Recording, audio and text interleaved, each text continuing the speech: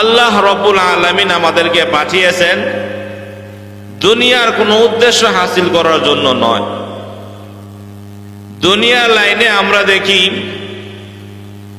আমরা আমাদের সন্তানকে যদি কোথাও পাঠাই, যখন বুঝতে পারি যে এই সন্তানটা অমুক জায়গায় যাবে, সারাটা দিন না খেয়ে থাকবে, অনেক সময় মায়েরা সন্তানের খাবারের ব্যবস্থা কইরা পাঠায়, ঠিক নেই?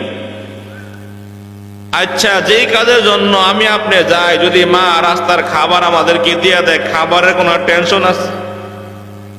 কিন্তু আমরা মানুষ দেখেন, আল্লাহ রব্বুল ইজ্জত আমাকে আপনাকে দুনিয়া পাঠাইলেন, দুনিয়া পাঠানোর বহু বছর পূর্বে আল্লাহ আমাদের রিজিকের ফয়সালা কইরা দিছেন, এরপরও আমাদের বিশ্বাস হয় না, ঠিক নেই?